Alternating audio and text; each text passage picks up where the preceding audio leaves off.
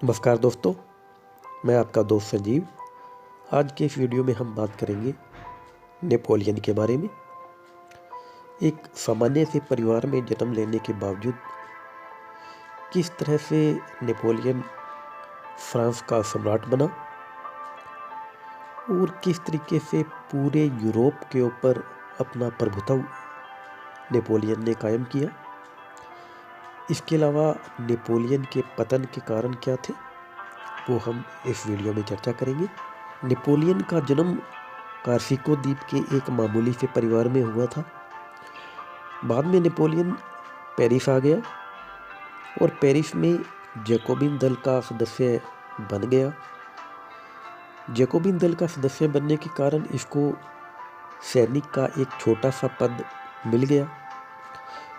Napoleon में दो बेहतरीन गुण थे जिसके कारण इतनी सफलता नेपोलियन को मिली थी। पहला गुण था नेतृत्व का गुण और दूसरा गुण था नेपोलियन बहुत साहसी था, बहुत बहादुर था। एक बार अपनी बुद्धि और साहस के दम पर नेपोलियन ने पेरिस की उग्र भीड़ को दबा दिया, जिसके कारण उसे गृह सेना का सेनापति नियुक्त कर दिया गया।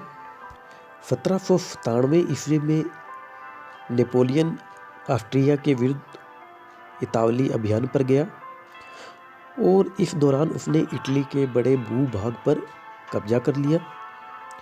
इससे नेपोलियन के यश में बहुत वृद्धि हुई और नेपोलियन की पहचान पूरे फ्रांस ही नहीं बल्कि यूरोप में भी बन गई। अब नेपोलियन का हौसला काफ़ी बढ़ चुका था। उसने सोचा क्यों न अब इंग्लैंड को भी हरा दिया जाए।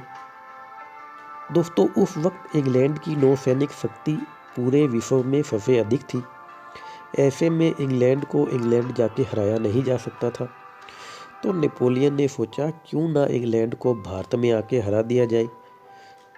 ऐसा सोचकर वो सेना लेकर भारत की तरफ निकल पड़ा।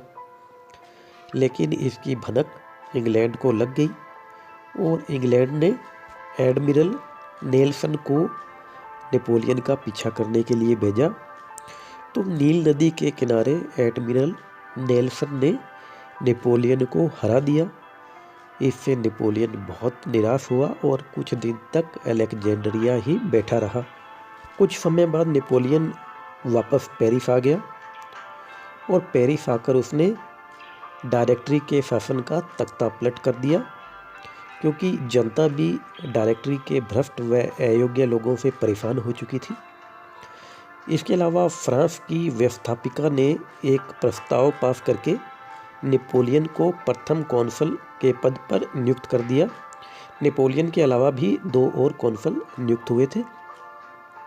तो इस तरीके से 3 सदस्यों की ये कौंसुलेट नई कार्यकारिणी थी फ्रांस की। 1804 ईस्वी में नेपोलियन ने परिस्थितियों को इस प्रकार मोड़ा कि सीनेट ने उसे सम्राट घोषित कर दिया। इस प्रकार फ्रांस, जो कि एक गणराज्य बन चुका था, वो फिर से राजतंत्र बन गया। दोस्तों, जनता ने भी नेपोलियन का साथ दिया, क्योंकि जनता क्रांति की उथल पुथल से ऊब चुकी थी। जनता एक स्थायी सरकार चाहती थी। जनता चाहती थी कि बेरोजगारी को सरकार दूर करे, शिक्षा के क्षेत्र में सुधार हो, प्रशासनिक सुधार हो। और यही सुधार प्रथम कौंसल के रूप में जब नेपोलियन नियुक्त हुआ तो उसने किए। उसने कई तरीके के आर्थिक सुधार किए, प्रशासनिक सुधार किए, शिक्षा के क्षेत्र में सुधार किए। इसके अलावा नेपोलियन की सर्वाधिक जो महत्वपूर्ण उपलब्धि है वो एक नेपोलियन कोड भी है।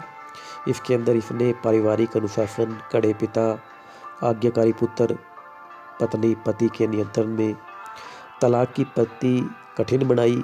इसके अलावा सिविल विवाह की व्यवस्था की गई। तो दोस्तों, उसने सिविल विवाह और तलाक की मान्यता देकर यह प्रचलन किया कि बिना पादरियों के भी समाज का काम चल सकता है। 1810-11 ईस्वी के आसपास नेपोलियन की शक्ति शिखर पर थी। इस समय बाल्कन प्रायद्वीप को छोड़कर यूरोप की संपूर्ण भूमि पर नेपोलियन का साम्राज्य फैल चुका था। चारों ओर इसके समर्थक व आश्रित राज्य थे। सारा स्पेन, इटली, जर्मनी का राइन संघ नेपोलियन के आश्रित राज्य थे, जिनके जो शासक थे उनकी नियुक्ति नेपोलियन खुद करता था। इसके अलावा ऑस्ट्रिया, पर्सा व रूस उसके समर्थक राज्य थे। नेपोलियन की 3 गलतियों की वजह से उसका पूरा साम्राज्य नष्ट हो गया। पहली गलती थी महाद्वीपीय व्यवस्था, दूसरी गलती थी स्पेन की उलझन और तीसरी गलती थी रूस पर आक्रमण। नेपोलियन खुद कहता है कि स्पेन एक ऐसा सैनिक घाव था जिसकी वजह से वो बर्बाद हो गया। इसके अलावा 1812 में रूस अभियान के जाड़े में उसकी सेना नष्ट हो गई और उसे पराजित होना पड़ा। महाद्वीपीय व्यवस्था उसने इंग्लैंड को बर्बाद करने के लिए अपनाई, जिसकी वजह से उसके कई जो समर्थक राष्ट्र थे वो इसके विरोधी हो गए।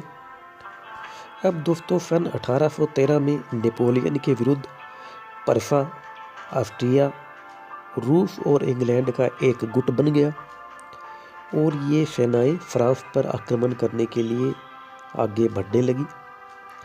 लाइप्जिग के निकट 3 दिन के राष्ट्रों के युद्ध में नेपोलियन की भारी पराजय हुई और जो ये मित्र राष्ट्र थे उनकी सेनाएं पेरिस में घुस गई।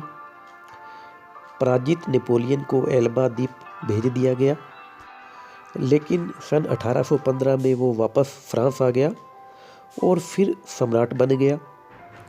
लेकिन 18 जून 1815 में वाटरलू के युद्ध में अंतिम रूप से नेपोलियन की हार हुई और उसको सेंट हेलेना द्वीप में निर्वासित कर दिया गया।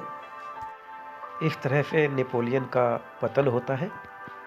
नेपोलियन के शासनकाल को हम फ्रांस का स्वर्णकाल भी मान सकते हैं। तो दोस्तों ये मेरा एक प्रेरणादायक वीडियो था। अगले वीडियो में किसी और महानायक को लेकर आऊँगा। तब तक के लिए खुश रहिए, आबाद रहिए। Thank you.